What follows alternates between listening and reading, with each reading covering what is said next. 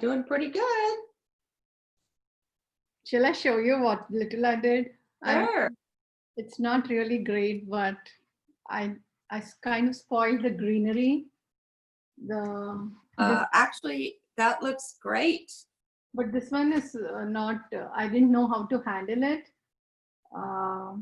So no, they look fine. Your value is fine. And it really looks like it's in front. The only thing you may want to do is, you see, it's okay. You've got, well, I don't know what the picture looks like, but those group of trees in front have spaces between each one. Which one? This one? Yeah, that whole group, in between. Have space in between, like they are just all clustered. I mean, yeah, that's. This is here. There is some space with very little trees, but this is totally like dense. Totally. Okay, I'm just talking about the row of darker trees in front now. Yeah, so each one has a space in between, correct? Yes. I have to put a lighter color in between. Yes, that is exactly correct. Yes. Just for, just to make it look a little better on the painting.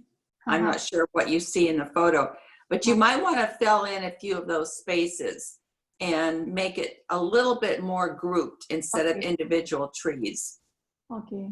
You follow what I mean? Yes.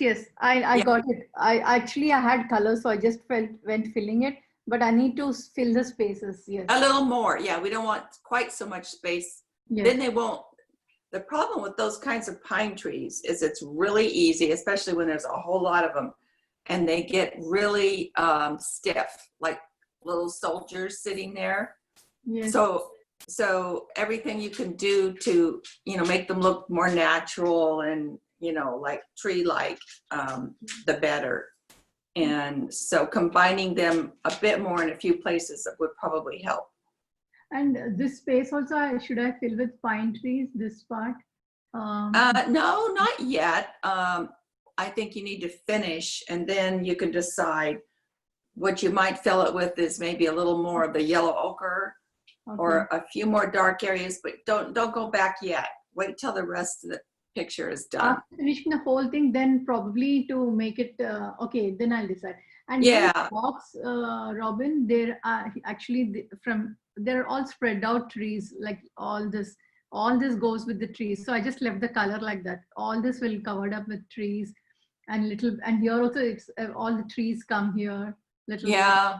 So later you could fill it in, but you don't need to do it now. You kind of have to decide, where and how much and what value after the whole thing is painted. Okay.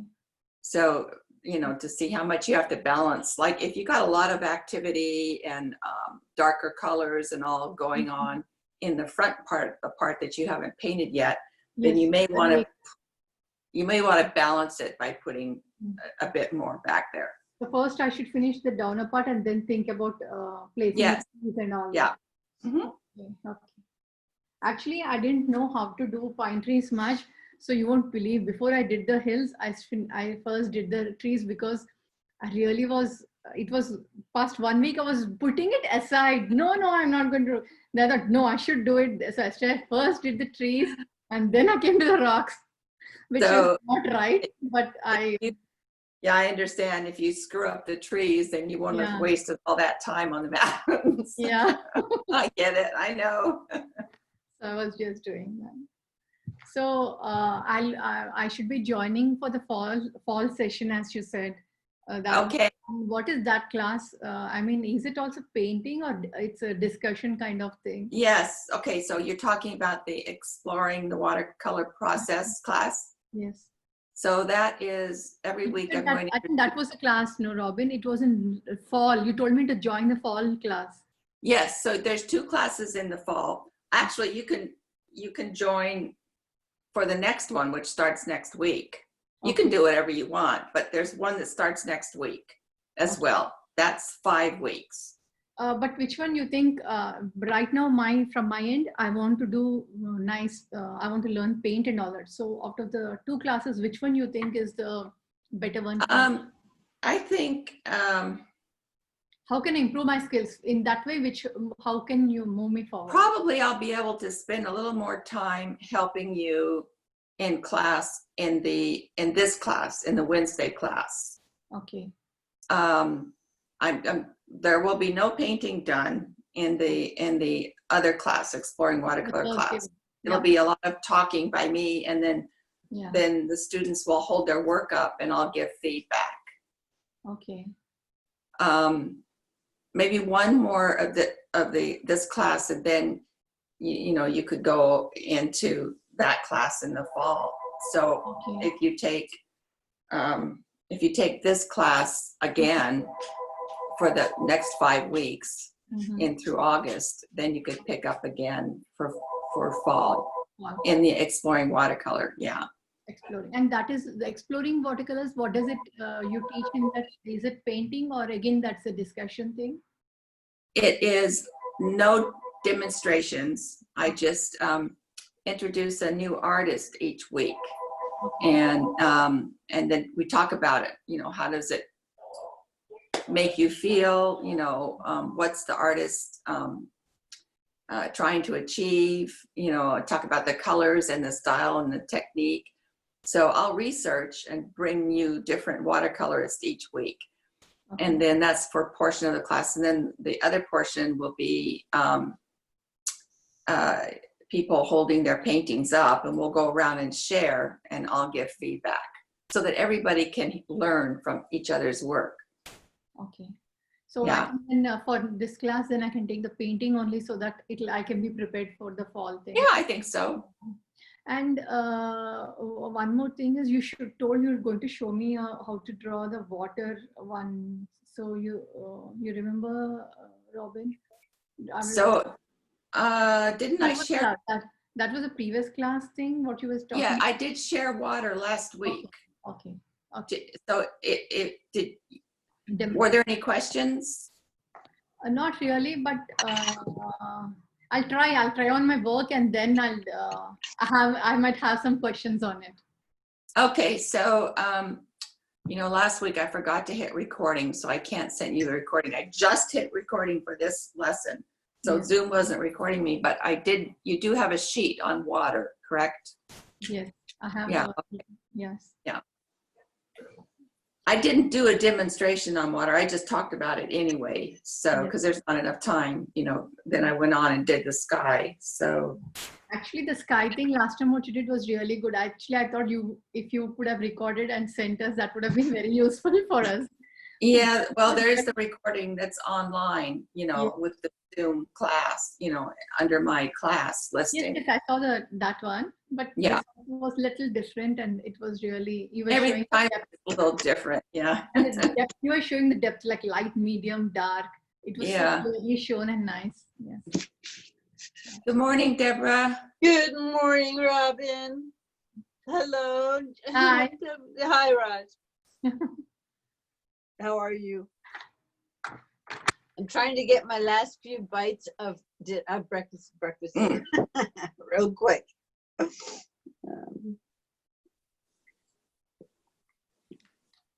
Are we doing color mixing today? Yes, we are. Oh, good. Good morning, Ruzio. How are you? Hi, Ruzio.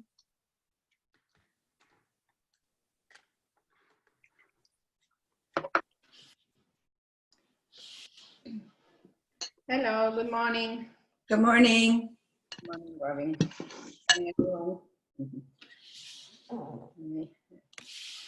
Yep.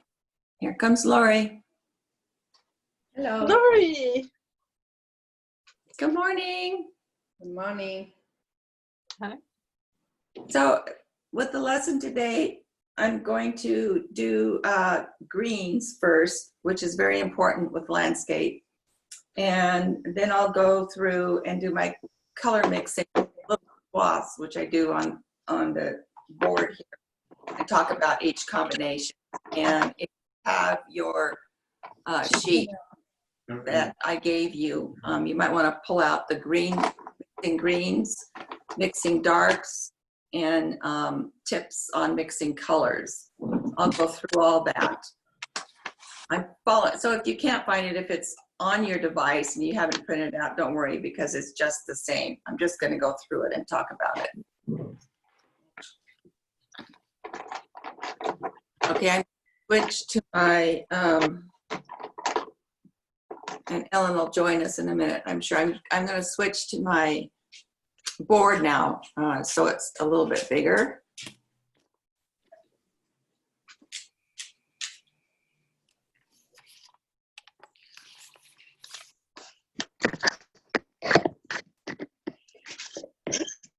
Hi, Robin. Okay, Whoa. can everybody see this book here? Yeah. Yes. Okay. Good morning, Ellen. Morning. How are you? Good. I'm about ready to go through the greens again. So you've heard this before, but maybe I'll say something you haven't heard. I'm just talking about Camille Pissarro. He is my favorite artist as far as mixing greens. He used a lot of greens and he really understood how to make them look different. Sometimes we think when we're first starting out, oh, it's green. So, you know, you don't think much about it. You just pull a green tube up. There's a lot more to it. And when I was learning how, you know, all the years I've been learning how to paint, in the beginning, I had a real love-hate relationship with green because, you know, nobody really told me that there are greens you really shouldn't use. Like any permanent green or any of the pre-mixed greens that come in sets are pretty toxic. They're very, they'll give you a stomach ache if you were to eat them. So Viridian green, those really bright greens that don't do well if you want to have a nice landscape. So I divide my greens up into 3 categories, and this is listed on the green sheet. They are sap green, olive green, and Hooker's green. So here they are. Olive green, which is an earth green, and sap green, which is another earth green, but it's a little bit deeper. And then Hooker's green, which is the green that you use in the forest. If you're doing forest scenes, it's got a bunch of blue in it. It's more of a blue green. So then the mixing sheet is all based on those greens plus a few more. Blue greens, purple greens, brown, whoops, I'm sorry.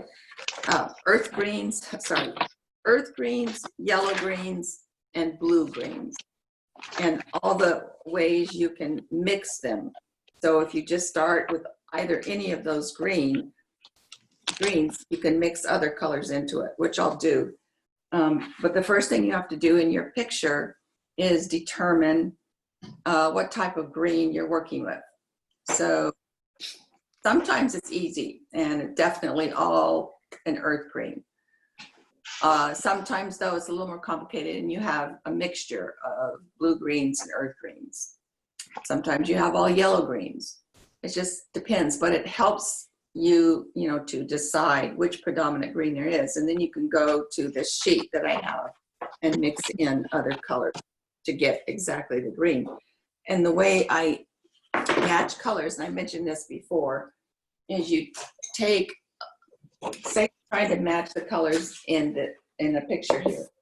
I would mix my color up and paint it right on the edge of the paper, and then hold it right up to the picture and see how close or how far away you are. This is really helpful because you don't want to get a whole painting done and say, oh darn, I used the wrong blue in the sky, I used the wrong green, and then you're unhappy. If you want to change the colors, you know, and you're doing it on purpose, that's fine. But if you're really trying to match the colors of your resource photo, that's a good way to do it. So I'm just going to go through a few samples of Pizarro's work, and we can decide what type of green is used. This first one's not very big, so, but if you just kind of look, maybe you can guess. How about this one right here? Can we know what kind of predominant green is in there? We can't see it. Yeah, okay, so it's an earth green. I'll find a bigger picture. All right, how about that one? Can you hold the book up, or it's very small? Hold it up closer to the Too camera. far, like very far. Yeah. There we go. How about that? Mm. What's the glare? Okay, Is it the trees? there we go. Yes. There are two trees, like one is sap green and the other one is deep green, olive green, which is deep. Yeah, so if it's sap and olive, that comes in under the earth green. However, there's a lot of blue in the sky that's mixed in with the blues in the trees, even though they're dark. So if you really look at that color down on the grass, it's got a lot of the blue that's in the sky. So I was going to say blue-green, with some other greens in there too. Let's find an easier one. Okay, here's an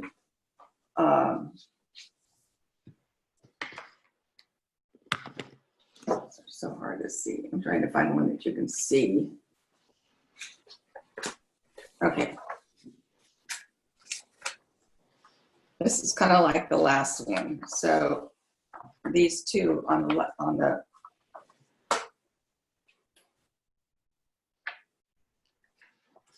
okay. You really can't see them. Yeah, Robin. okay. This is gonna work. It's something I always do, but I can't do it. Can you see this here very well? Yes. Yes. That So what do you looks like a blue or gray-green. blue? There's a lot of the blue that's in the sky down there in the greens. Yes. So that's the main lesson, is whatever's in the sky, you want to mix it into the blues down below. I'm going to find one that's pretty obvious and that I think you can see, hopefully. And that is this one here. What do you think? Looks like yellow. Yeah, it's yellow. There's a lot of yellows in there, correct? Yeah. Lots of yellows. Okay. Sorry, Pizarro, we can't see you today.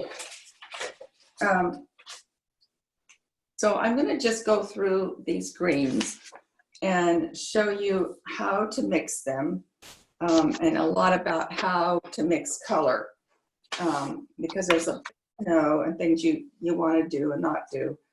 I mean, it's straightforward, but if you don't think about it, think about what you're doing, you're in trouble. Okay, you're back.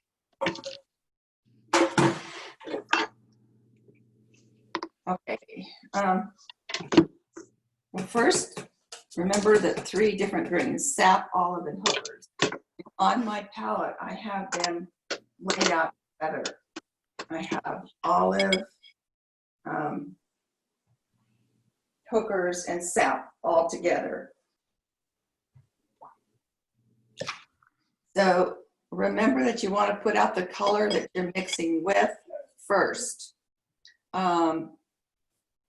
That's because the green will take over, and you'll see, the more you use these greens, it will really take over. So you have to take little tiny snippets of the color.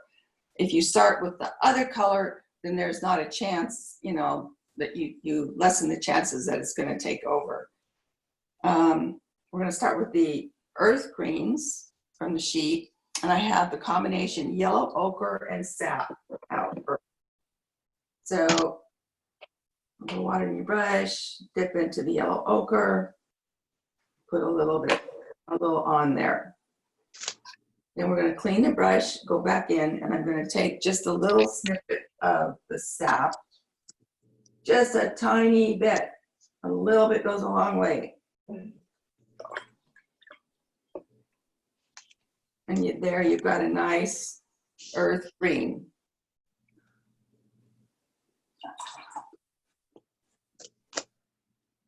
Robin, Yes. do you have applied water on your paper? So you can mix it on your palette, which I didn't do, or you can mix it on the paper this time. That's what I did. And they will mix together on the paper if you really know what you're doing. And you know, when you're practicing, you can do that and see how it works. It's Okay. really nice to have colors mixing on the paper. It's very spontaneous. But you have to know that it's going to come to the result that you want. If you're not sure and you're mixing colors, you're still finding the color, play around in your palette first or on a scratch sheet of paper to test it out. Does the paper needs to be wet? No, you're wet on the brush. Okay, And thank you. yeah, you don't need to have the paper wet. Well, I shouldn't say all the time. I mean, if you're doing a sky, you pre-wet the whole paper, right? So for large areas, yes. And then you would mix your colors, your blues, and go right on there.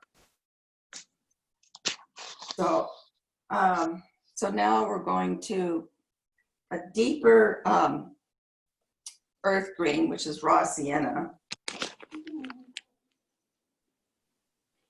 It's like yellow ochre, but it's a little bit deeper. There's raw sienna.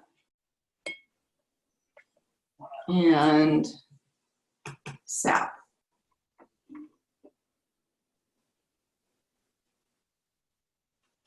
I'm just testing it to see, because it's just, I know from experience that it can be very powerful.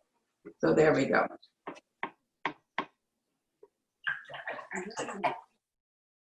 So they're close but different. Burnt sienna, which is a brown. I'll get my other palette. There we go. Burnt sienna, which is that really pretty reddish brown. And sap.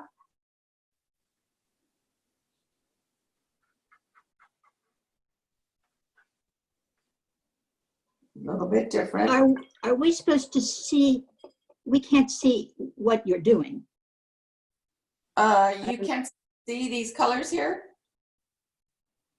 Well, they're very light. Okay, I'll hold it up each time. I don't know how to make it bigger than it is. Let's see. There. Can you see it? Yeah, that's better. Okay. So I'll hold it up each time. It looks like I put the camera too high. Okay. So we'll hold it up each time. Thank you. Robin, the third color you used is burnt sienna and sap.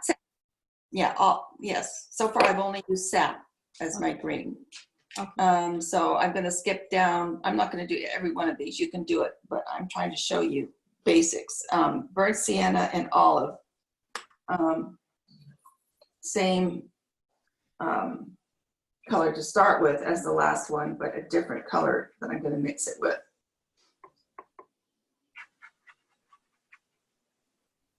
Okay, a little bit of burnt sienna, and then olive instead. See, olive by itself looks like this.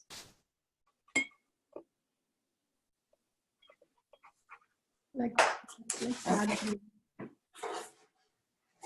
So here's the olive and the burnt sienna right here, and that's olive by itself. And this is with the sap. It's not looking they're not looking a whole lot different. I'm being very cautious because that's how I want you to start out with mixing your colors. Let me do it a little bit stronger. Raw sienna. I'm going to put more paint out.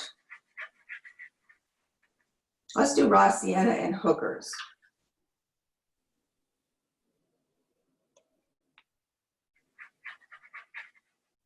Do you mean burnt sienna or raw umber? Raw sienna. Ooh. Yeah. Raw sienna. Raw sienna is close to yellow ochre. It's really big. Okay, so there is that mixture right here.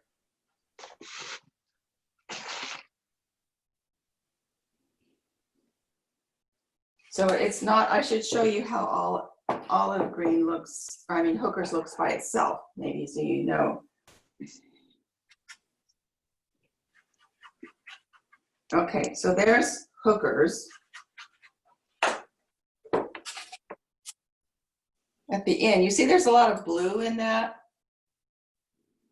Yes. here. So that's Hooker's by itself. Okay. And then that's Hooker's with the raw sienna. So you see how it changed it. Okay, so let's go to some yellow greens. Get my other palette. The first one's going to be, I can never say this, Aurelian, but Aurelian is a nice yellow green.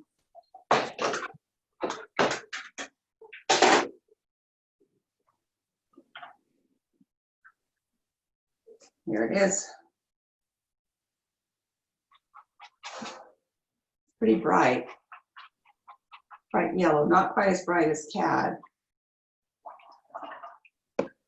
And then a little bit of sap. What's the yellow? Aurelian. It's Aureolin.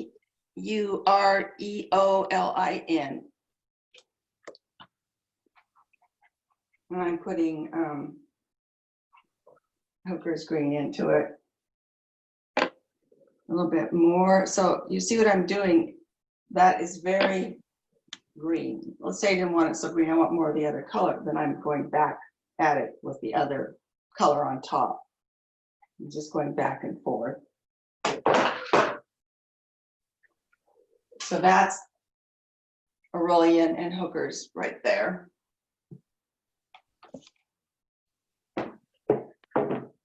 Let's do Aurelian and sap. Oops. What happened? We are offline. and I'm sorry, I did Aurelian and Hooker first, and now I'm doing Aurelian and sap. Did somebody cut out? Yeah, You did. I mean, we don't see you. No, we can't. We have a dark screen. Uh-oh. All of Oh, us see a dark. it'll come back. Just a minute. Someone was Okay, trying to call me. There it Yeah, is. we got Bring that. it back. I'm Okay, using so my, this is the Aurelian yellow and sap green. yes, Aurelian and sap. Okay. Someone's trying to call me and my phone is there on a perch. Okay. Sap. So, oh, see, I used too much. So I'm going to go back with my yellow, try to mediate it a little bit. Okay. Very brilliant green. Well, let's go to a different, what other colors do I have to mix with?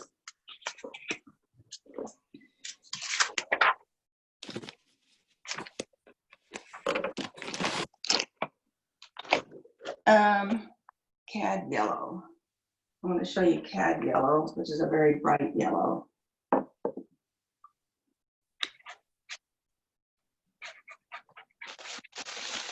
Let's do cad yellow and olive.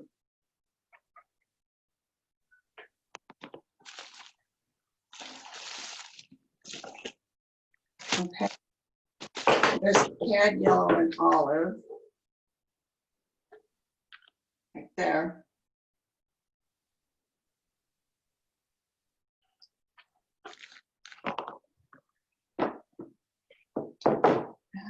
Let's see. And I haven't done anything with gamboge yet. Gamboge is a very deep sort of yellow orange. Here it is.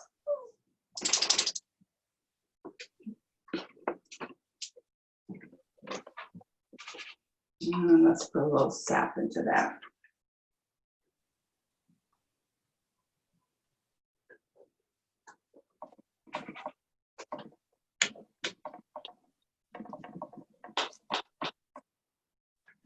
Okay, so there's sap and gamboge. Oops. Right there. So if you look at all these greens, you know, it's just the beginning, tip of the iceberg as far as how many different greens you can get. So I would advise really trying to match, you know, your greens carefully.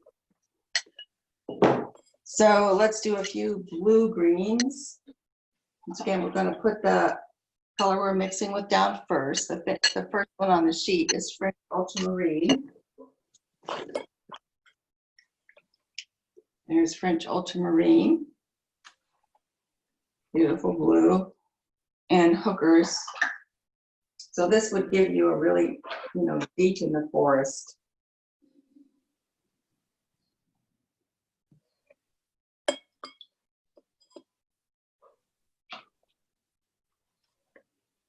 Yeah, that's nice. Hookers and French Ultramarine.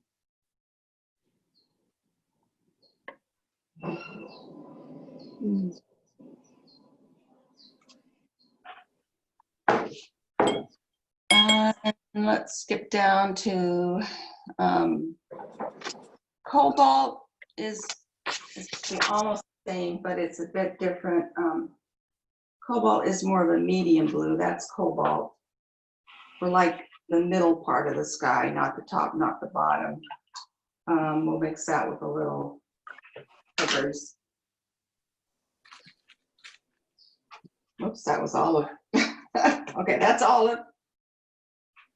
We're going to do that again and use Hookers.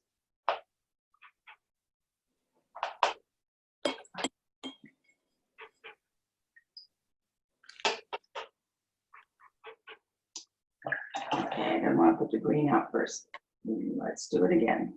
Here's Cobalt. And here's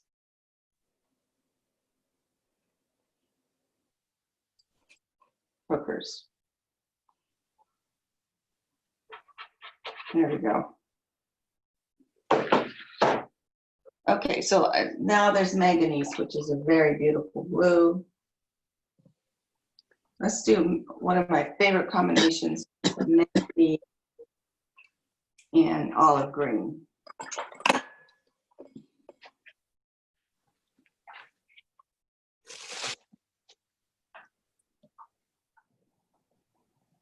Isn't that pretty? A little more manganese in there.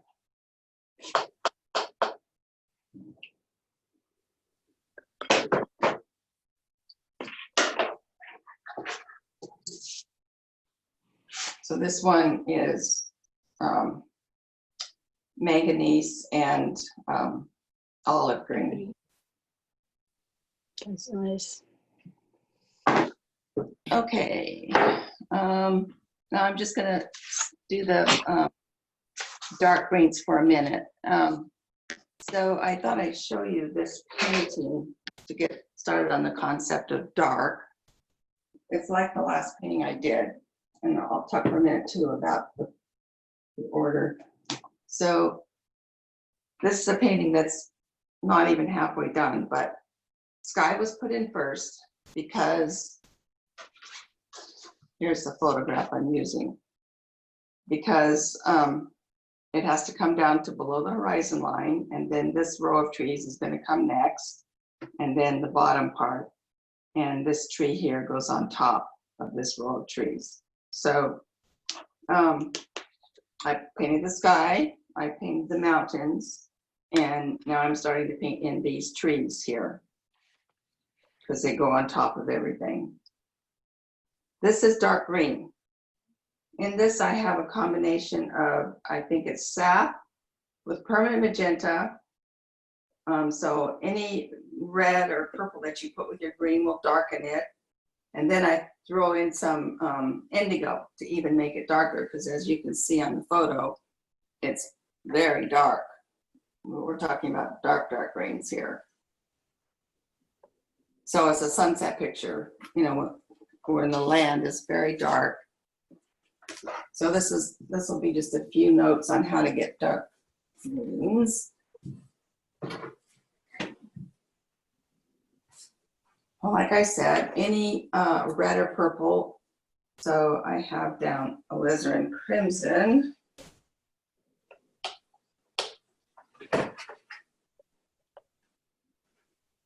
And let's throw some sap into that and see what it looks like.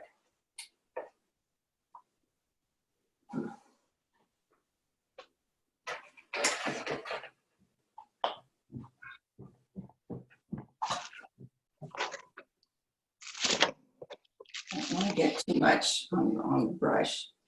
There we go. Okay, so throw a little more red into it. You see how dark that is, and it's a rich dark. You'll get a much richer dark doing that than you ever would with putting black into a color. I don't use black. Let's see. Let's try indigo blue, which is a lot that's in that painting I just showed you. I use a lot of indigo blue, which is a very, very dark blue. Here's what it looks like by itself. Not black. I don't use black. This indigo blue will have a lot more movement with it. So let's put some sap into the indigo. And you have another dark green, but it's different than the last one. Variation, you want variation on your painting to give movement. And let's skip down to, let's use a purple. Permanent magenta, which is a beautiful purple. Here's permanent magenta. And let's throw some hookers into that.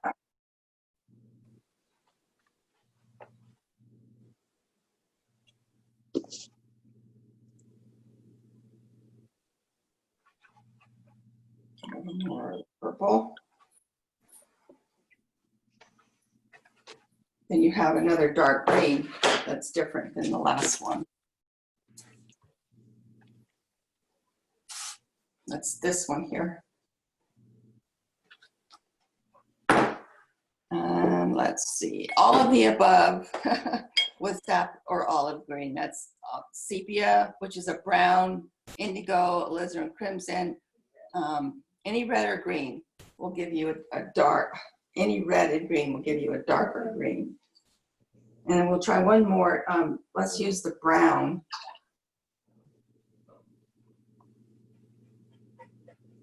Which brown is this? Let's use sepia. Sepia is a very dark brown.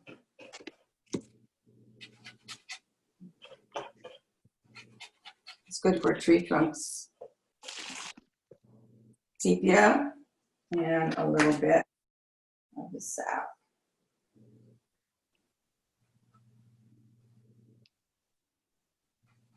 And there we go. Yet again, another dark, dark, dark green.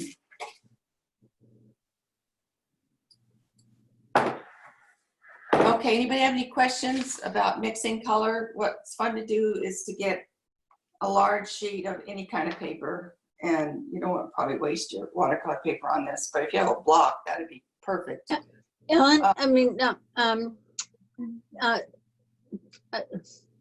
Robin, that last one was a combination of sepia and what? Sap green. Sap. Yeah. Thank you. Mm-hmm. And take your photo that you're going to be painting or you already have been painting with, and try to mix up all the greens and decide how you're going to get them ahead of time. All right, so now let's talk about. Robin, 1 second, I'll just take the picture. Sorry? No, I'm just taking the picture. Oh. Yeah, thank you. Okay. So I'm now going to go to the dark green, how to mix darks. And I have, on the sheet, I have parentheses in build up washes or glazes. So I put glazes down because sometimes I use this for teaching oil painting. But so just ignore that because glaze is not an oil painting term. In watercolor, we use washes. So what I mean by in build up washes, I mean to get the darks that are in a painting like the one I showed you, the one I'm starting here, this one. Why is it upside down? Okay. You need to build up the color. I've already gone over these areas like 3 or 4 times without using black and just a tiny bit of water, which, you know, a lot of people do. You can get a much more beautiful dark if you do it in layers.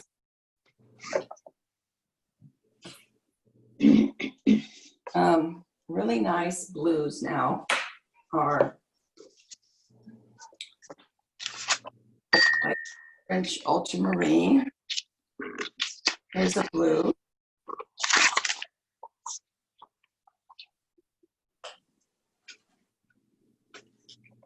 And sepia or Van Dyke brown. Now, any blue and brown makes a gray, and I've got a section on grays down here. So this is going to be a dark color, but it's also going to be a gray at the same time, dark gray. So that's obviously weighted with the blue. So I'll put some more, with the brown, I'll put some more blue into it there. You can see that's a gray. Yes. Let's see, purples, some nice purples are French ultramarine, which is a color I just used, which is a blue, and permanent magenta. And you'll see this color in the sky a lot on the undersides of I use this color, French ultramarine and permanent magenta all the time. Let's skip down to just a bit of a different color, that alizarin crimson, which is another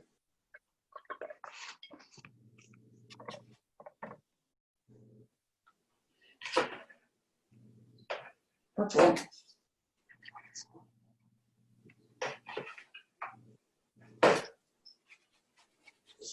It's close to magenta, but it's not quite as blue. Put some more blue in there. You have another nice blue purple. Okay, so how do we get dark browns? Let's try sepia, which is the darkest brown you can have that is on the palette. There's sepia, but you can make sepia darker adding the indigo, which is that blue that's very dark.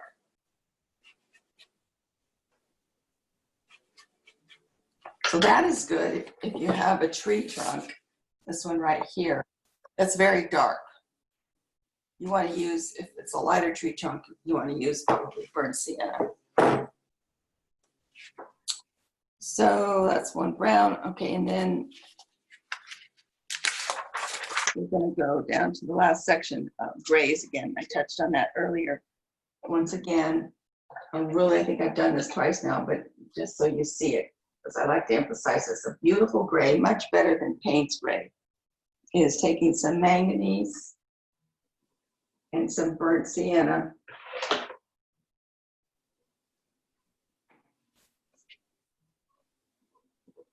And it just makes a beautiful gray, much richer than Payne's gray. So I did that. Let's try cobalt and burnt sienna.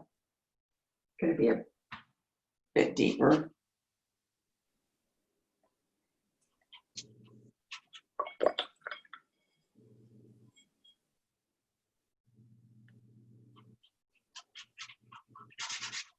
Totally different grade. Okay, so I'm just going to go through the guide and make sure I don't. There's a few items on this guide, color mixing guide for watercolor painting, that I haven't covered yet. So I just talked about blue and brown make gray, make greens darker with reds and purples. So this is an obvious one, and we did this, in our exercise, one of the first ones about squares, learning how much paint in water. But here it is written down. Use less water for lighter values of a color and more pigment or paint for darker values. And then you can make colors creamy with Naples yellow or Juan Brilliant. I'm going to show you that. I have to get clean water, which is another thing. To see how dirty my water is. Keep it clean. So I'm going to go change it now.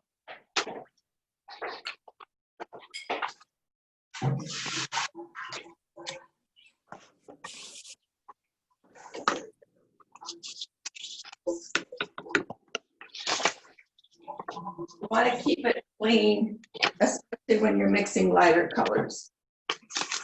So I'm going to show you Naples yellow is this beautiful color. That's Naples yellow. And let's say you were using it something in the sky when the sky is a little bit hazy. There's Naples yellow with manganese, and it's just different than using it straight. And I'll tell you sometimes when I can see it, when it's a good thing to use some Naples yellow, sometimes to create atmosphere. And Juan Brilliant is similar, only it's pinker. I've been using a lot of Juan Brilliant in these sunset paintings. It's a great color for sunset. That is Juan Brilliant there. Add a little blue into that.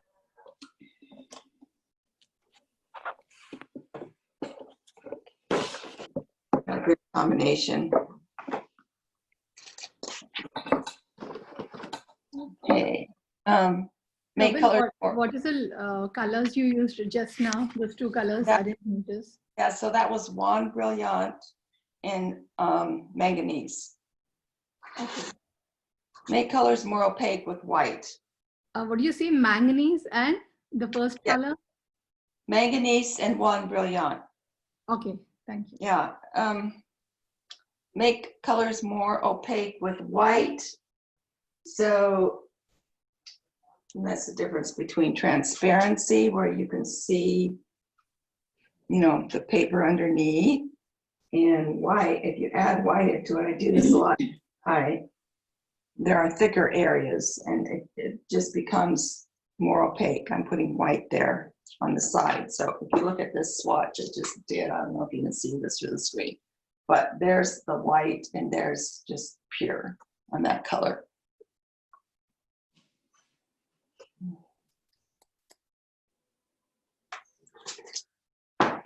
All right, let's see.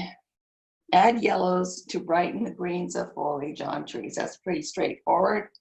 To make your palette richer, use colors in pairs. Okay, so what I've written down are samples of the colors that I use in pairs. Like in the sky, it's nice to combine, depending on what colors are there, cobalt and manganese, for instance, together. I have to get more paper. There's cobalt.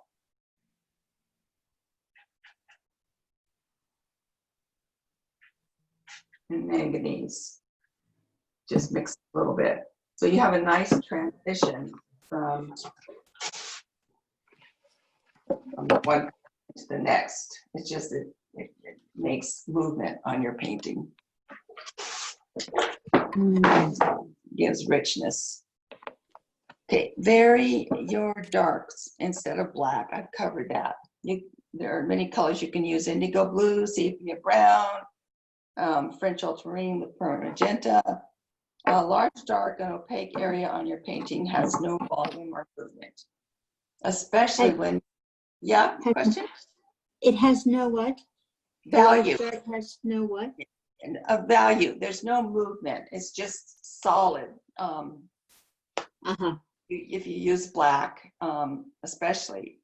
So, especially when you take a picture of it to show it or send it to someone, if you've used black, it'll just come out dark and flat. If you've used some other colors, it'll be a little richer and have movement in it. I've already covered the tree trunks, burnt sienna with French ultramarine. Oh yes, and we talked about this when we visited Pissarro.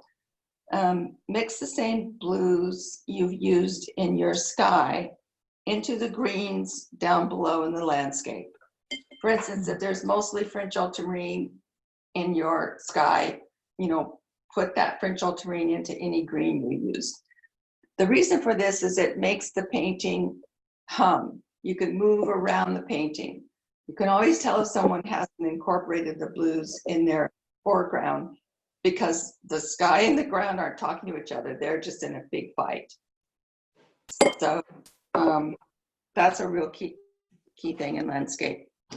And so if you go outside on a cloudy day, or even not, but if there's a lot of color in the sky, if you look up toward the heavens, you'll see deep and rich blue. As you come down to the horizon, it'll be much lighter, more of a cerulean blue. Sometimes there's even some yellow in it, depending on the day.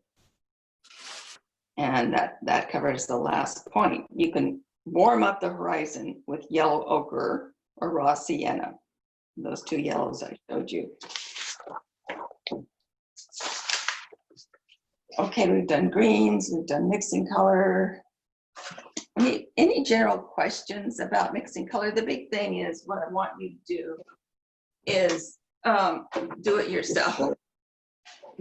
Fool around, get some paper, and then, when you're satisfied with the colors that you think you're going to use, you'll be in a much better shape to start your painting. And it'll be easier, and you won't end up with a whole painting that you don't like because of the colors. Questions? No, but I want to take a picture. Oh yeah. You know Yes, what, I could do the same thing. Hold on. Yeah, I probably could send this to you, but can I hold it up closer? Yeah. Let me.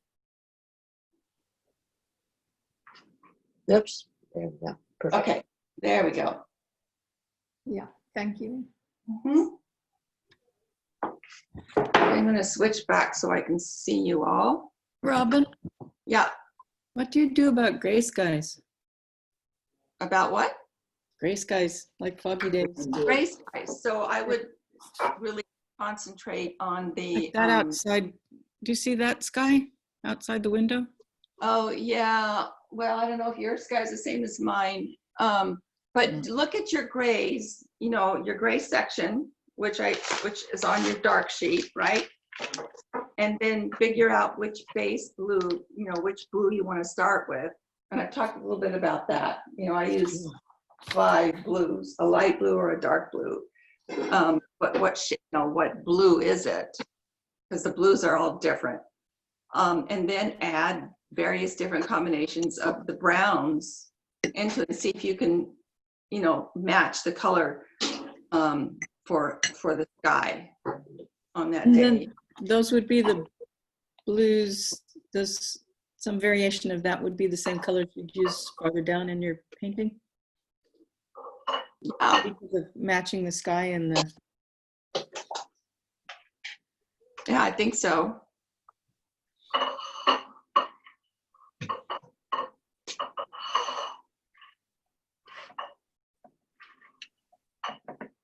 I'm trying to get back so I can see you all. There we go. Laura, you have a really tricky photograph that you're working with. Luckily, I don't have it with me. I don't know. Okay, so if somebody at any That was a time, good trick, wasn't it? if somebody needs help with colors, just ask me. I'll need to see the picture or the image, but I can, I can help you. I can guide you with which colors to mix. If you're not sure, just get you started, and then, you can get, get better and get closer because you have the image right there, and, you can hold it up to your swaths.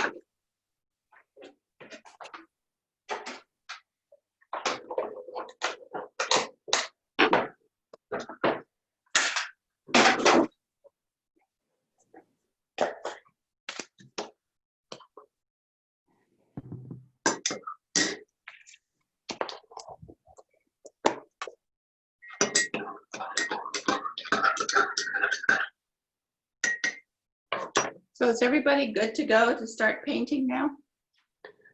Yeah, I'm going to start making the color combinations Okay.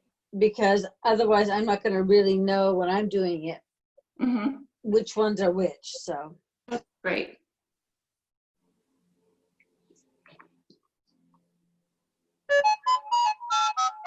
sorry about that. Well, at least it doesn't black you out. I couldn't hear what was happening. And I looked up at my phone and I saw someone was trying to call me up now. Well, this was a good day for lesson in greens. Actually, it's a little late because I just did my greens. Should I show it to you? Oh, yeah. Well, I don't think they're bad. It's wow, that's coming along really nicely, Ellen. I'm pleased with it. It reminds me of this artist, Vincent van Gogh. Yes, No kidding. yes, yes. I think he did I fine like with the sky. I So, finally got it. if you had to say which greens predominantly did Van Gogh use, can you call it, or is that too confusing? Well, he used a very dark green that looks almost black to give it depth. Then he used, I think, an olive green mix, Mm-hmm. a lot of that. And those were the two primary greens. I used a lot of the French ultramarine and olive with some brown in it. Yeah, so that sounds kind of on the earth green side if we've got olive in there and brown, olive and brown. I was going to say earth green, but you have to, that could be just the one painting. I'd have to study up on some of his other paintings and see. Oh yeah, some of the other cypress trees are almost blue. Yeah, I mean, blues. they really Okay. vary. Yeah. It probably depends on what he saw, Yeah. Yeah. Yeah. I was trying to figure out what time of day this was.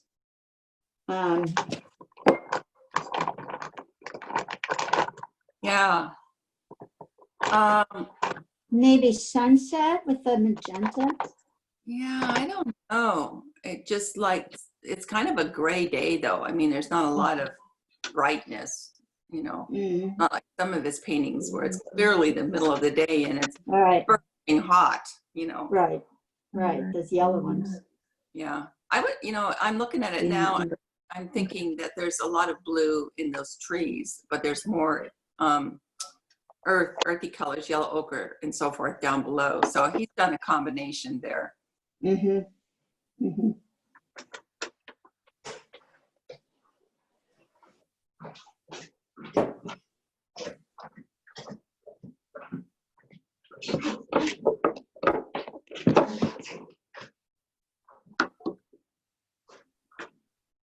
Oh, Rocio, I want to see your clouds. I'm going to share it. So if you don't mind, I want to share your. No problem. Yes. So put it up there, and I'll see if I can do this without taking too long.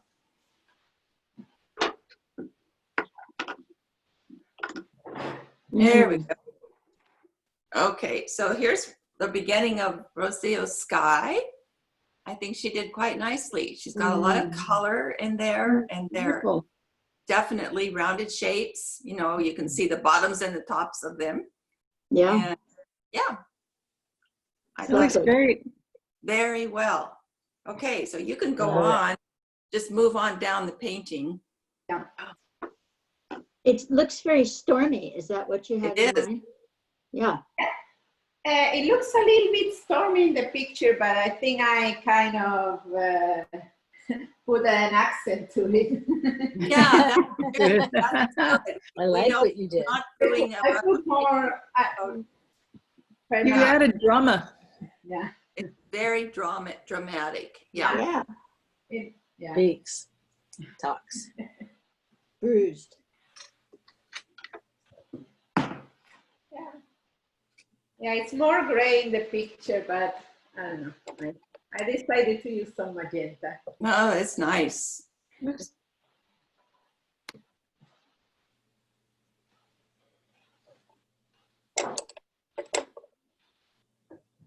Oh, come on. There we go.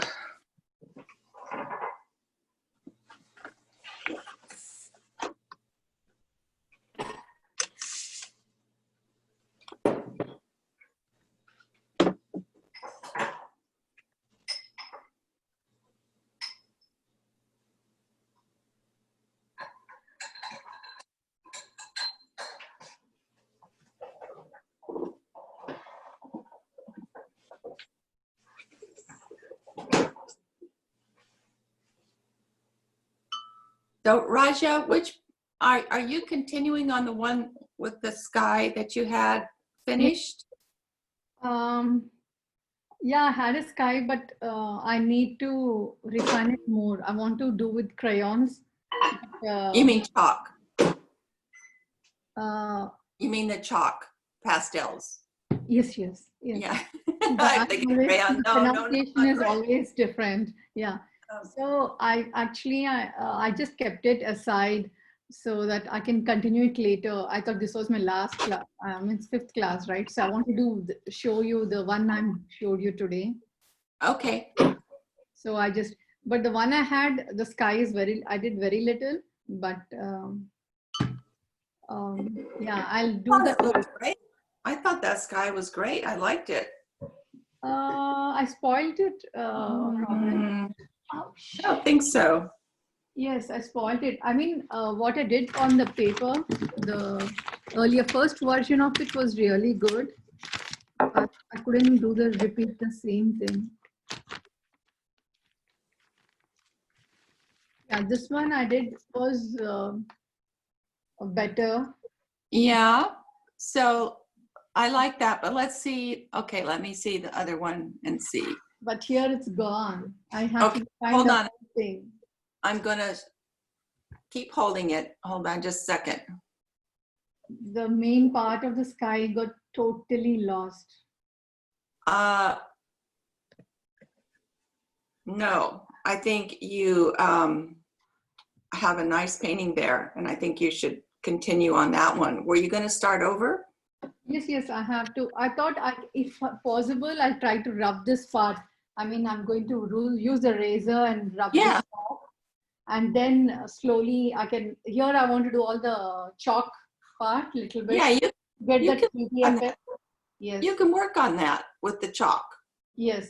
But Yeah. this part I want to actually rub it off or erase it off. No, really, all you need to do though with that part is you have an odd shape. You have an odd shape with the dark, which is a triangle. Yes. So if you were to make that shape more rounded and bring it up a little bit into the rest of it, it would look more natural. Okay. And you can do that with watercolor or chalk. Okay. Yeah, things happen with, you did a lot of wet and wet, which is great. And things happen, and that's why we have all these tricks in our bag, you know. So you think I need not erase it? I can modulate it with the chalk? Yes, just change what you have. So Okay. the thing is, you have to decide whether you can find that gray color with watercolor or chalk. I'm not sure if you can find it with your chalk. Okay. So you might have to do it with watercolor, and then you might have trouble with edges, but that you can smooth out with some white or gray. I mean, basically I have to remove this line, no? This one, this. Yeah, that's pretty sharp, but you can lift that a little bit with some water and make it softer. And how about these lines, this patch So thing? that part, if you can find that dark color of the gray, that's the triangular shape, you're going to bring it up into the medium value, and then that medium value, you can cover over those lines a little bit, and then you'll have a whole area that's dark and giving volume to the cloud. Okay. So you could paint over it with your medium value, those lines there. Okay. Anyway, it's up to you, but you know, don't get discouraged. You know, that's just, you know, you left it too soon. I think you can really, you know, work on that. And yeah, I just thought I spoiled it, so I thought. No, it's not. There's not. Yeah, this is the lead anchor oil paper, right? Yes, the one. Yeah. Yeah. So No, you suggested. Yeah, go back and work on it. Yeah. Okay. Oh, and here, the bottom, the grass part, I have to add depth. I mean, I should add more darks on it. Yes. Like in this, it came out good. Yeah, you can even add a little more darks to that one too. Okay. Okay. Yeah. And Lori, what are you up to today? What are you working on right now?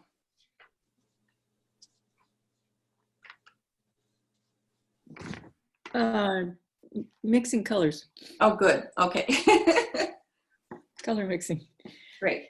I don't have my materials. I have my paints with me, but I don't have my my board that has my piece with me. There's a lot to learn. And I forgot to say, as you go, this is sort of real obvious, but sometimes people forget, get a pencil or a pen and write down the mixture as you go. Right. Yeah. Good suggestion.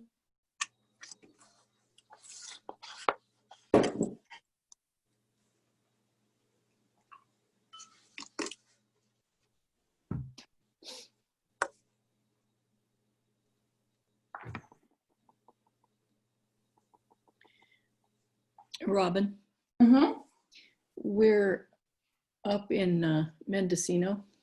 Lucky you. Right now, and when you look out the window, everything looks like watercolor painting. Oh yeah, yeah, it's beautiful up there. All right, the winery's open or closed?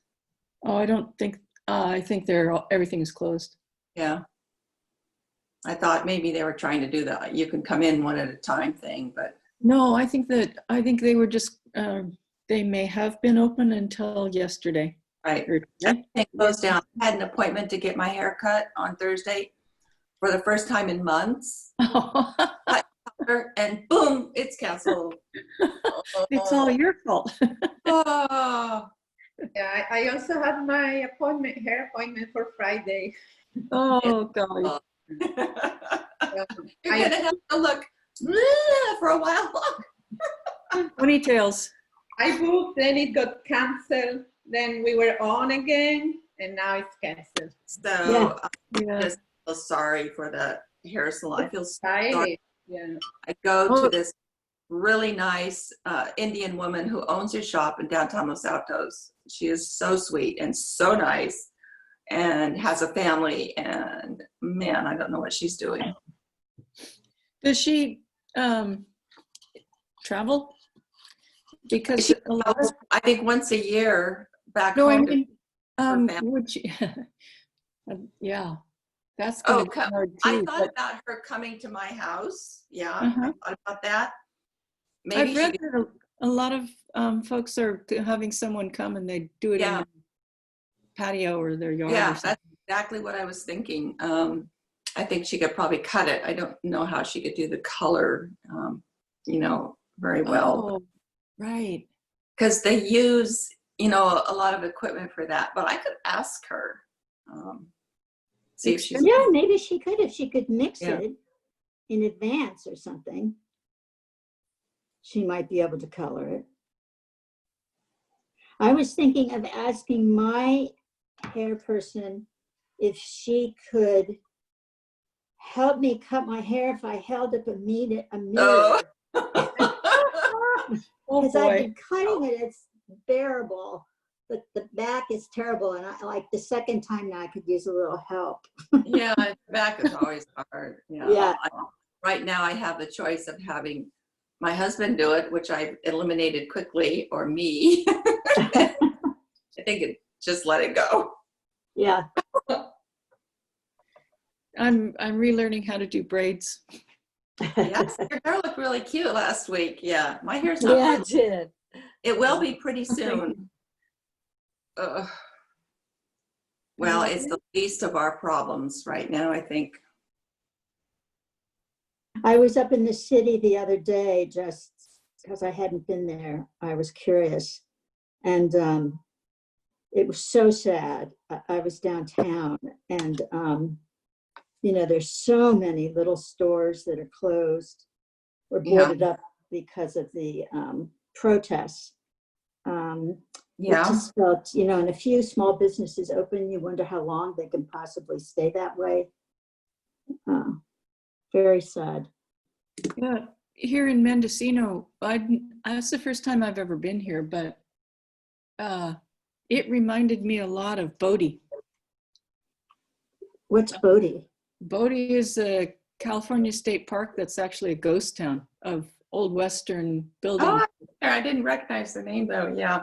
Yeah, I think I've been there. Mm-hmm. They accumulated a lot of the older buildings, older wooden kind of cabin buildings. Right. Don't they do like movies there? Oh, they should. They probably do. Yes. Mm-hmm. But to have Mendocino as a proper, grid of, maybe 4 blocks or something, and everything is closed. Yeah. Yeah, all those And shops.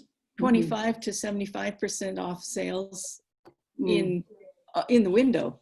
The window shows that. It's like 75%. That's a business going out of business. But they're closed. They're not selling anything. So everything is closed. A lot of Chico is like that. Whoa. The whole town. Yeah. Well, with the students gone, it probably has made a big difference Yeah. in Chico. Ooh, that's nice, Sergeant. Robin, Yes. for this part, bottom, the graph. Okay, hold on. I'm going to make you bigger there. Just a second.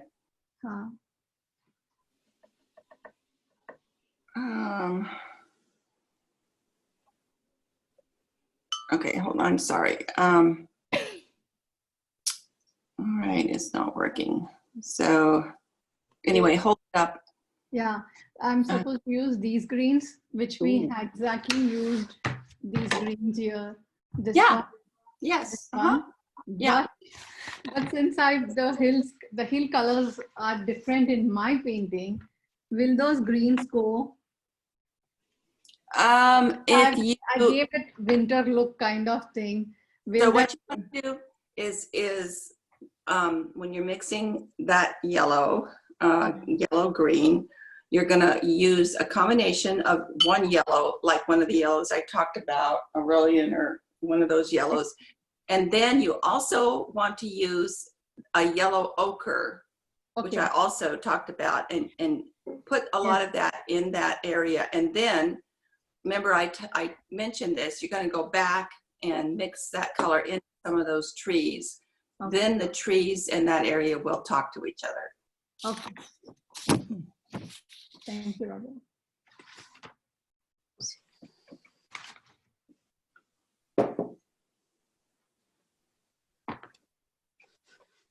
Just practice for a minute. Why didn't that work?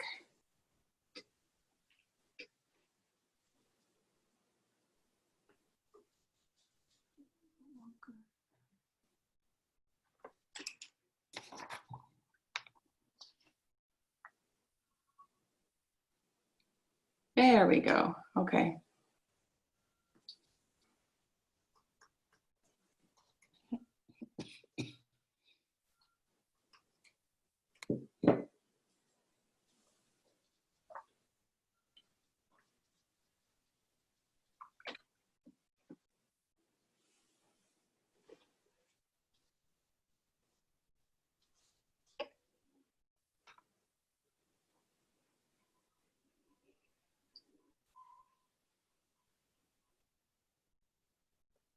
It's interesting. I find that I have to put in a lot more olive than sap when I'm mixing, because I don't know, is it more translucent or?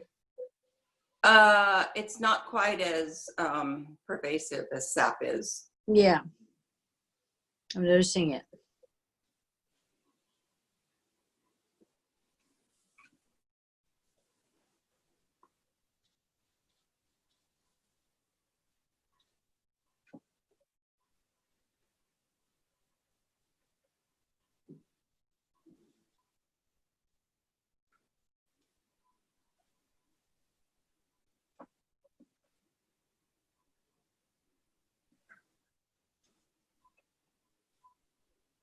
It doesn't take much burnt sienna to really alter that color.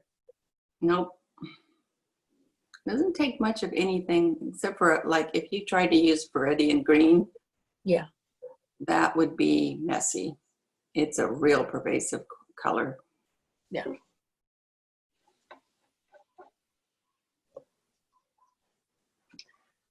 Wow. That's interesting. Okay, so that one is burnt sienna and olive.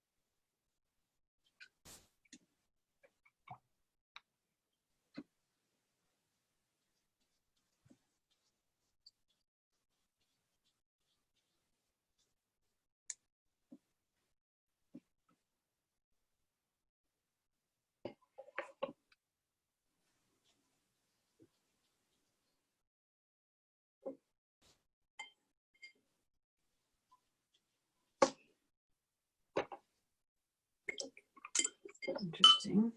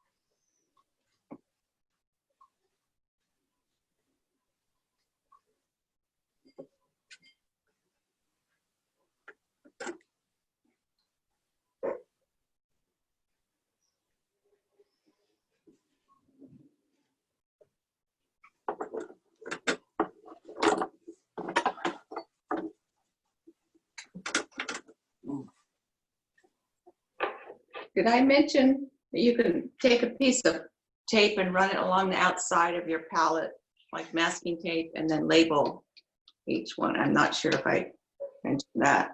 so you know what you're getting into. I used, you can use masking tape, or if you have any of that white artist tape.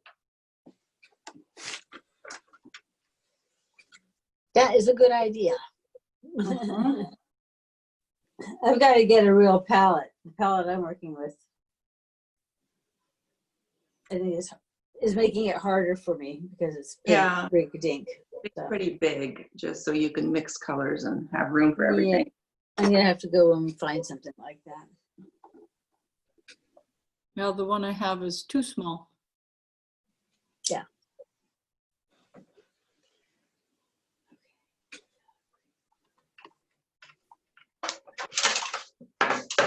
Let's see.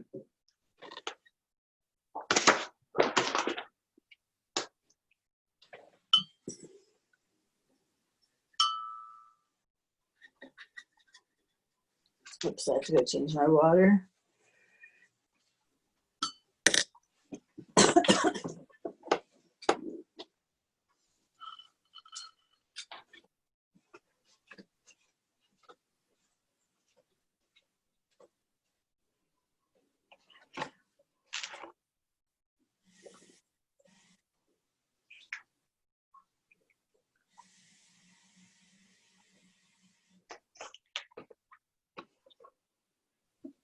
So they do have a tray palette with the lid for watercolor in the Dick catalog.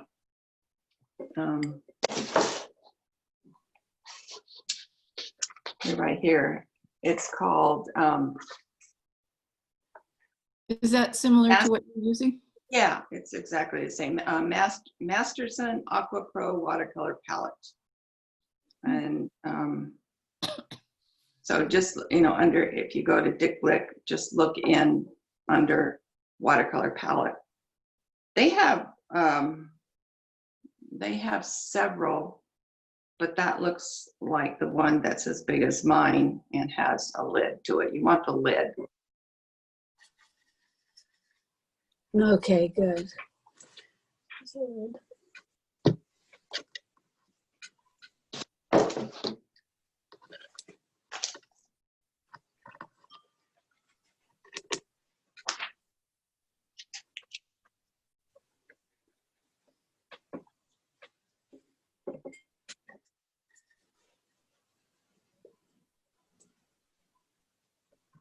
Yeah, I have a couple other covered palettes, but none of them have as many slots as that Masterson. And the longer you paint, the more colors that will creep into your palette.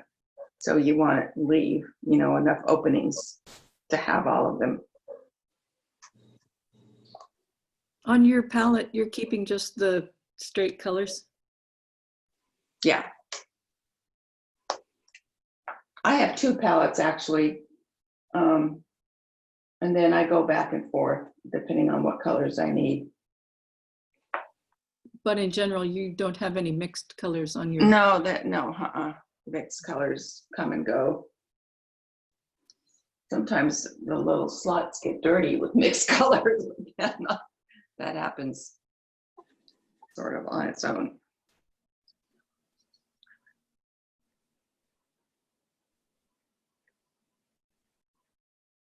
Yeah, these are nice. You can use the lid on the inside for mixing too, mixing colors. So there's two places you can mix on the inside of this, on the lid, and also in the middle. Oh, yeah. Oh, that's nice.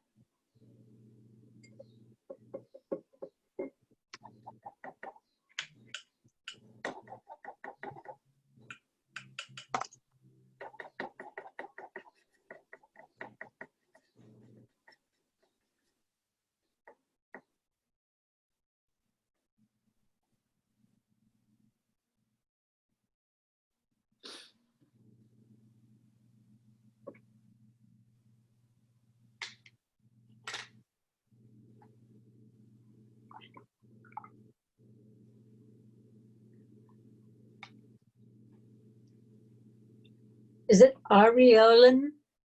Is that how you Yeah. say that yellow? Areolan? I'm not sure, but you're saying it like I say it. Kind of. It's a beautiful yellow. Yeah, it is very nice. You either say Ariellen or Aurelian, and I'm not sure which is correct.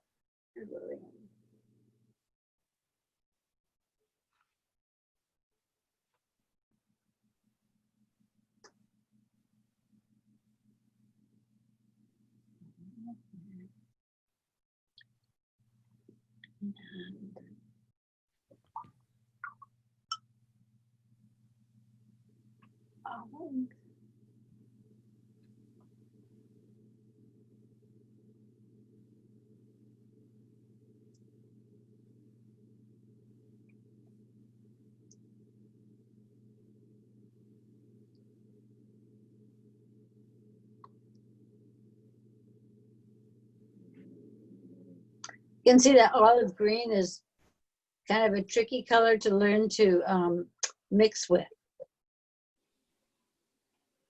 because of its viscosity. Mm-hmm. Yeah, they are different. And Yeah. for instance, cerulean blue can be very toothpaste-like if you use too much. Oh, really? Yeah.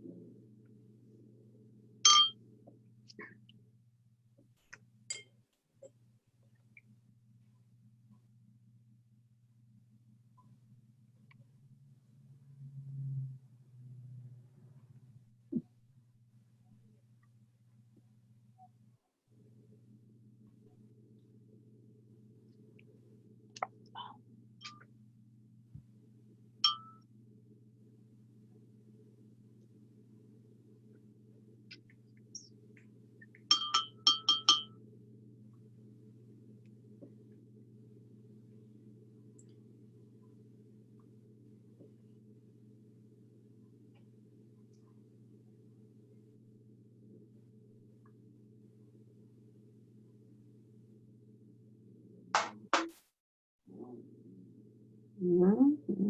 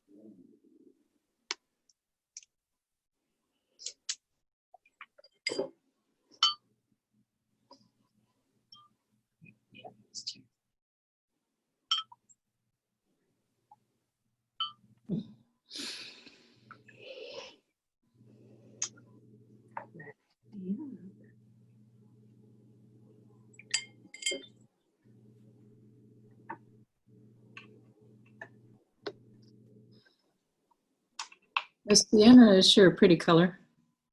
Yes. It mixes well too. Just a little bit of it.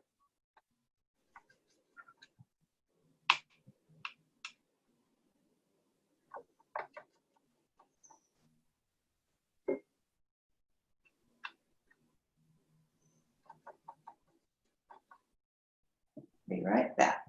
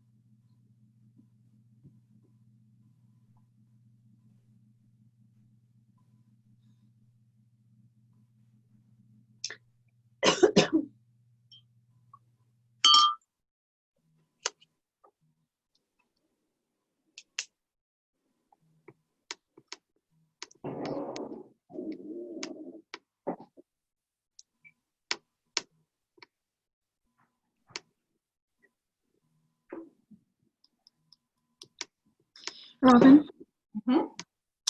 on your list of earth greens, Mhm. you have yellow ochre, raw umber, and burnt sienna, each with sap. Mhm. And then the next entry is raw umber and sap. That's, did you mean a different? Let's see, we've got So there's yellow.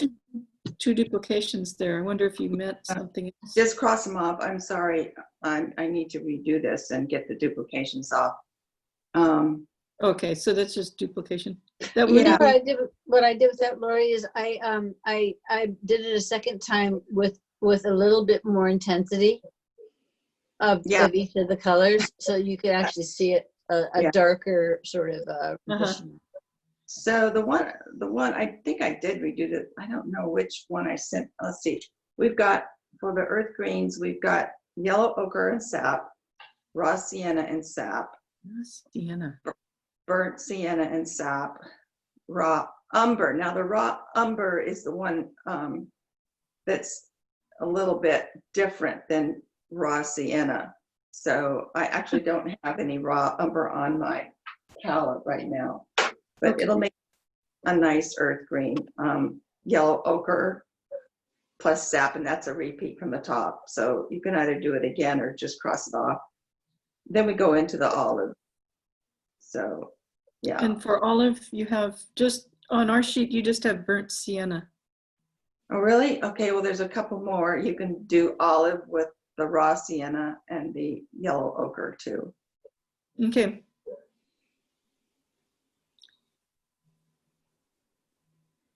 So raw sienna, let's see. Is there a burnt umber? yes. Really? Yeah. It's confusing because I don't have it on my palette right now. So there's, what I have is raw umber. Okay. Let's see if I can Raw sienna. show that. Got raw sienna.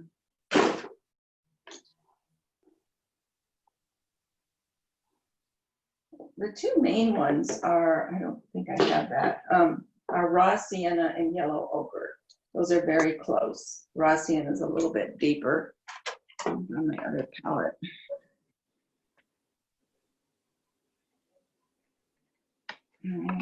Oh, raw sienna. There it is. I do have it.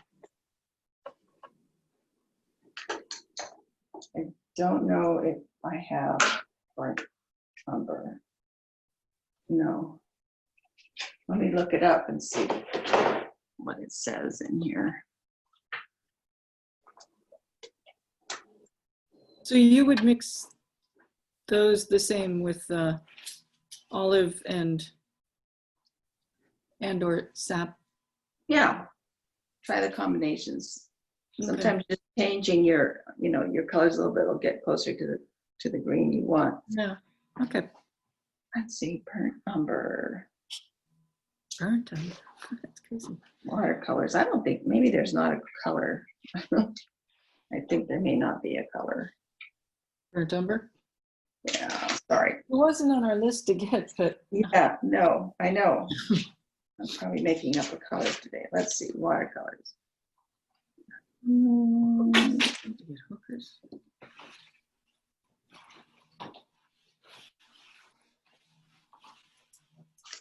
Oh.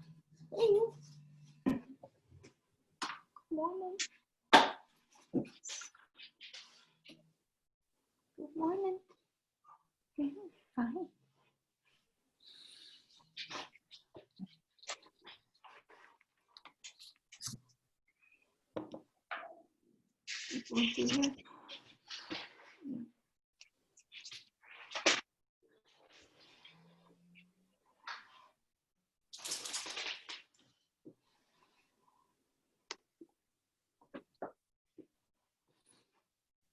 Yeah.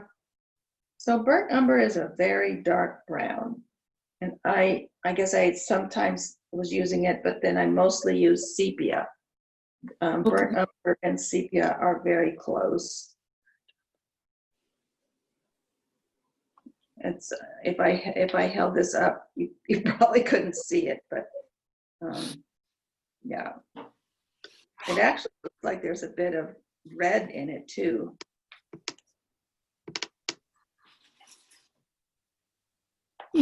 Have you ever found that's exactly what I was There.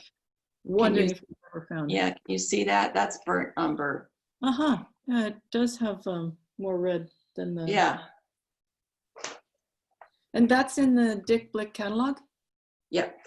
All And those- yeah, it is not Winsor Newton though. This is under Blick colors, the Blick colors. Let me see if Winsor Newton has it. Do they use the same color names? Yeah, but there's a lot of different ones too. Like Dick Blick has the Dick Blick Rain or whatever. You know, they have their brand name.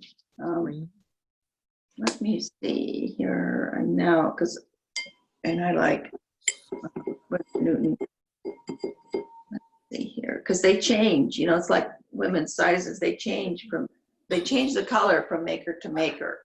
So if you're not using Winsor Newton and someone puts it out, it may not be what I'm used to.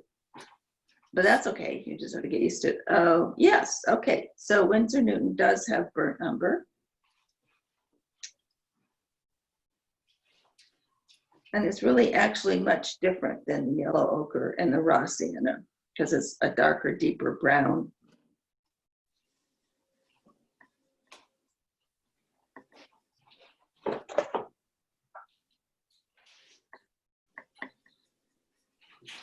You must look around yourself and like the chair that you're sitting on, do you find yourself assessing what color you would use to?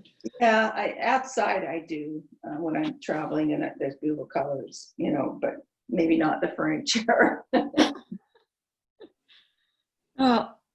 I am actually going to have to go, but I'd have to say this has really opened a whole new world for me. Oh, great. Actually, it's been great. You're coming back next week? Yes. Does it start next week? Yes. Okay. So the registration is on the website. I hope it's pretty easy. Some people had trouble last time. So let me know if you're having any trouble and I'll try to. Yeah. Yeah, no, I'm excited to actually get a chance to settle into it. Excellent. That's great. Have a good week. Yes, thank you. Bye, Lori. Bye, Lori. Bye. Bye. Bye.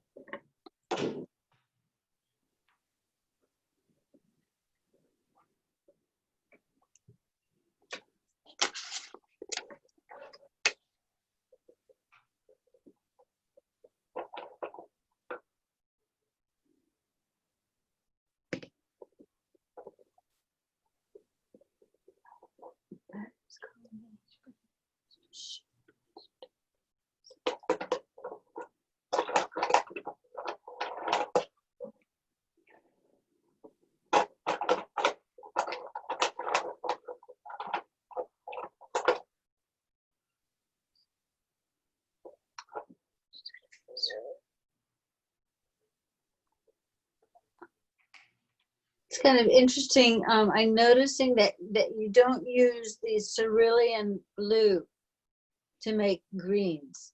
Yeah, and that's because, like I said, the cerulean has a bit of toothpaste in it. Not really, but it's like toothpaste. Oh, it's too opaque. Yeah, it's a creamy opaque color. Okay. So I mostly use cerulean in my sky down toward the horizon, because you need a lighter blue sometimes down there, and it's a good one for that. And Okay. I put any yellow ochre into it. I either do that very sparingly with watercolor or just dry it and do it with chalk pastel. Okay. Yeah.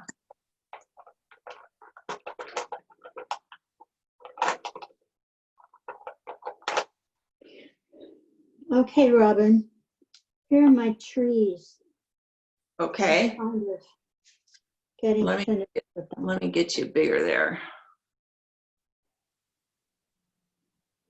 Okay, nice. They're really nice. Boy, Oh, great. yeah, they are. Thanks. Very fun. Yeah, I like it. Yeah, I learned a lot in doing this. good. A lot about overpainting and Uh-huh. painting and painting and painting the same thing. I think, you know, that considering you're using watercolor, you know, you can see all your brush strokes and all of that. So that's well done. Yeah, I tried to make it. It made me think, oh boy, I wish I had oils. Yeah, well. This would be a lot easier. Yeah, I wish sometimes in fact, I have recently gone back to oils a little bit more, but I love the watercolor pastel thing because oil is so much more accepted in commercial galleries, you know, than the watercolor. Yeah. They push the watercolors to the back because it's not really accepted as a, you know, what would you call it? A real medium, serious medium. I'll lie because of course it is, but I think it goes all the way back to Europe and you know, the way painting has been appreciated because watercolors were always thought to be just a quick sketch pre-thing to the oils. Right. Yeah. Right. Fill it in. So to do more detailed, complete work is different. Okay, so I'm going to finish the bottom on this. Yeah, what I see so far of the land part.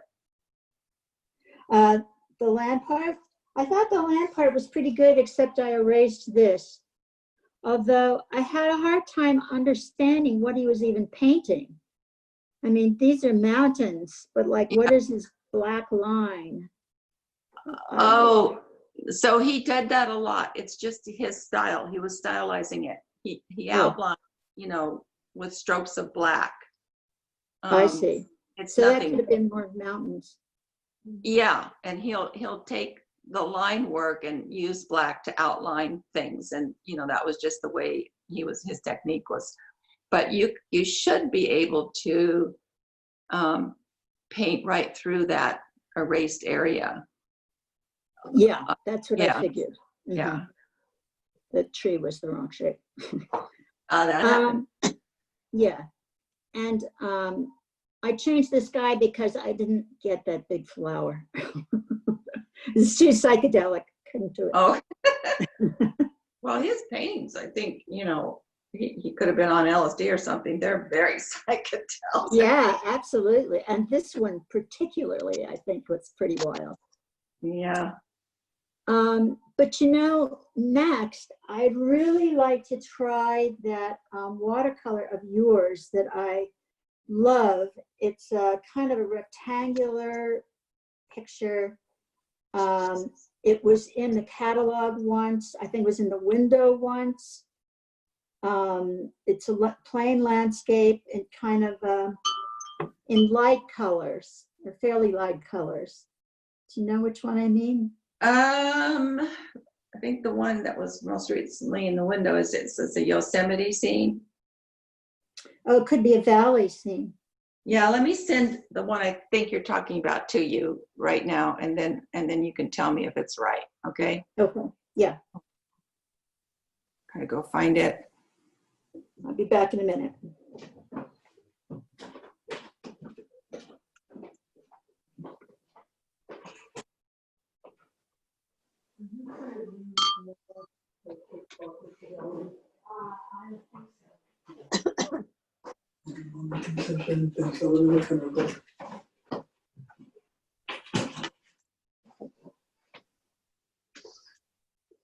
Oh, No, she's not free until 2 o'clock.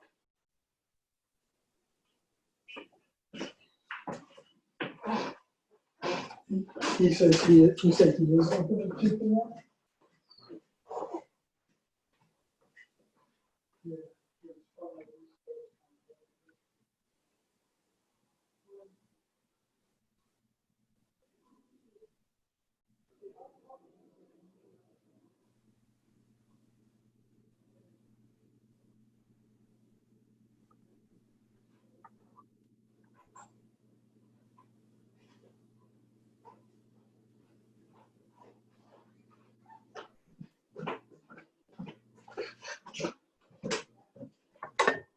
Oh, yeah, that's it.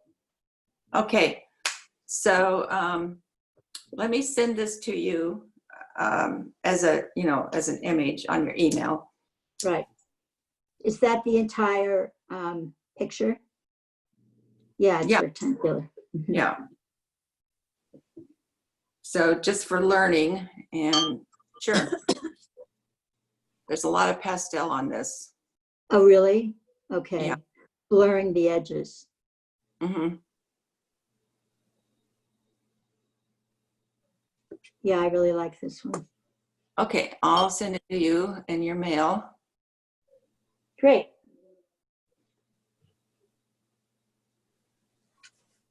That'll be a nice change.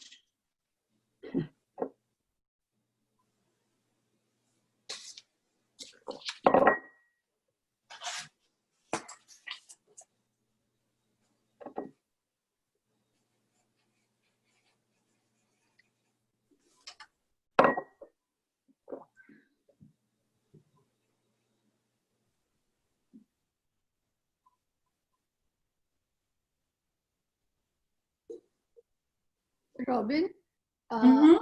question. Like when you paint, how many hours you paint it a stretch? Like, is it 1 hour, 2 hours? You sit constant and do. I could paint all day and with maybe just a break for lunch. Yeah. If you just get in that mode of painting, and it usually transports me to where it was. I took the picture, and I'm just there. Okay.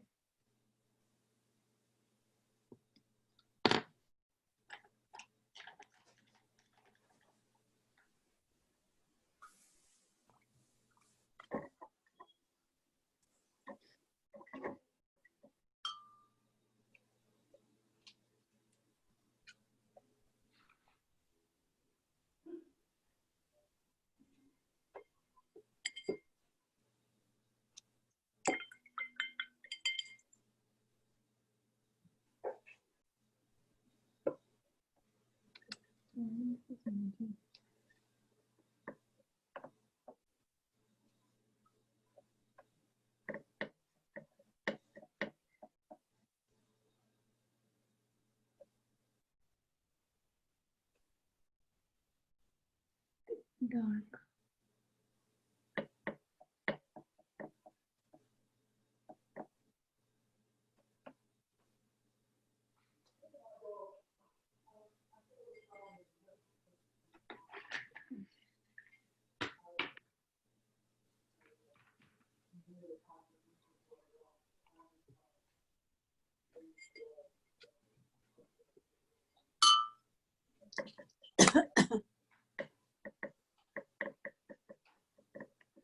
Oh, I better see if I got that photo. I haven't done it yet. Oh, okay. Yeah, I'm just gonna wait till both my devices are busy right now. So I'll do it a little bit after we leave each other. Okay, that's fine.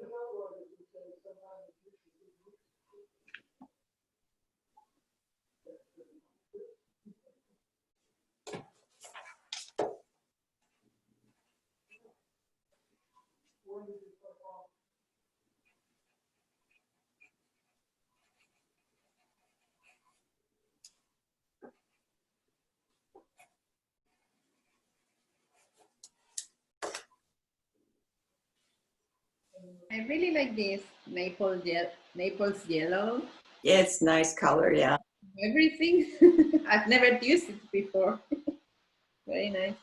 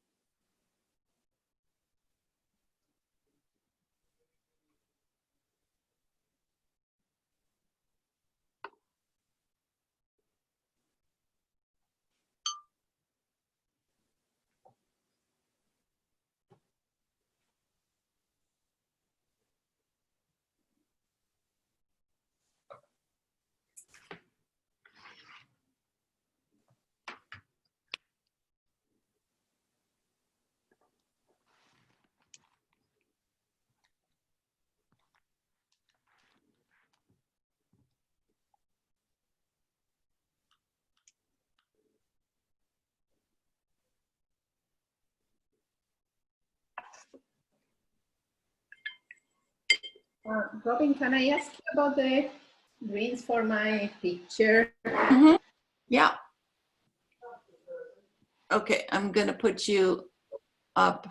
Hold on.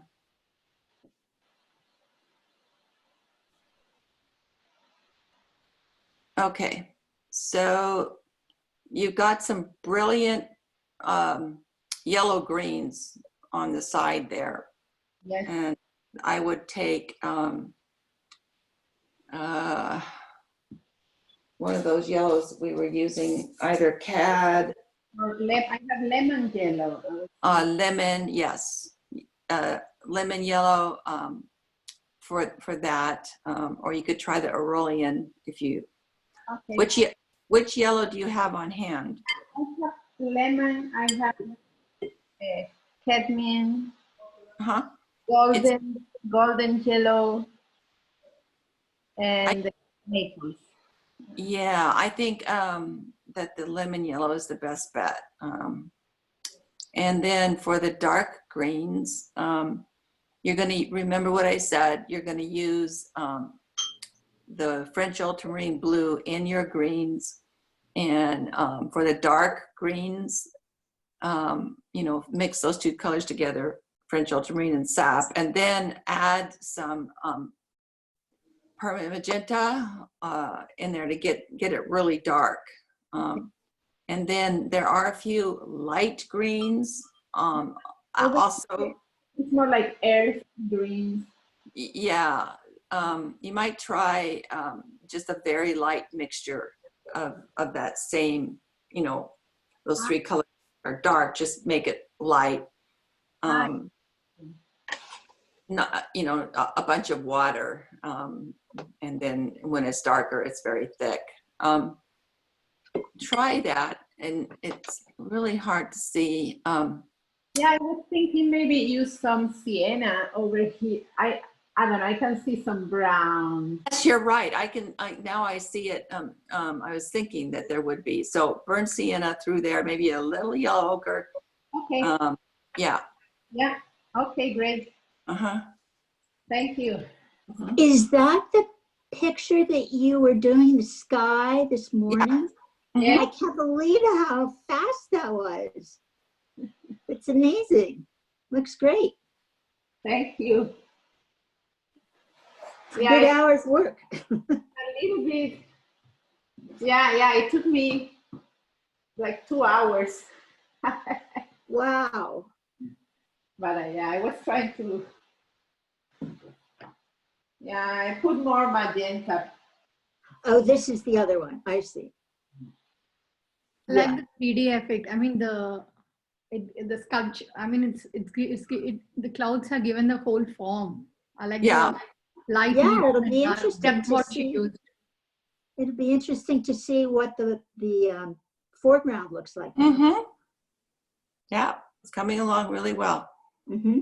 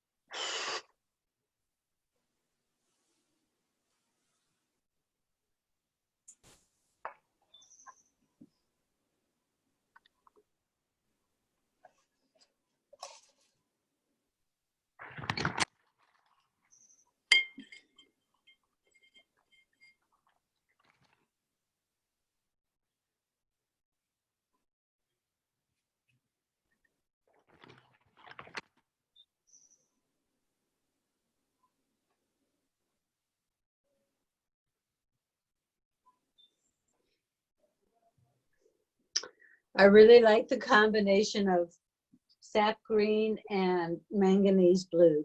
Yeah. I just want to paint the whole entire page with it. Yeah. Anything manganese blue is like, I wish I could eat it. It's such a nice blue. I know. It must be something wonderful to cook with it.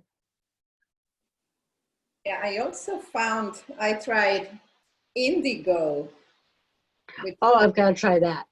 How did that work? It's messy. Did you get it all over? Yeah, indigo's a real powerful blue though. You have to be careful with that. Yeah. That's true.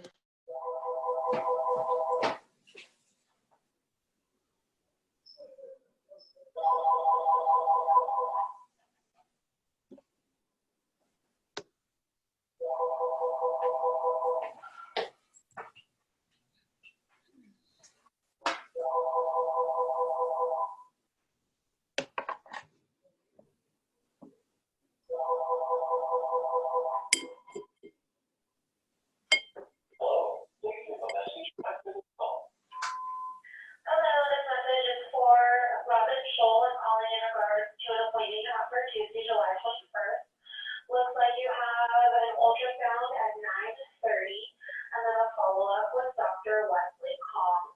If you can please remember to drink about 24 ounces of water 1 hour to 1.5 hours prior to your scheduled appointment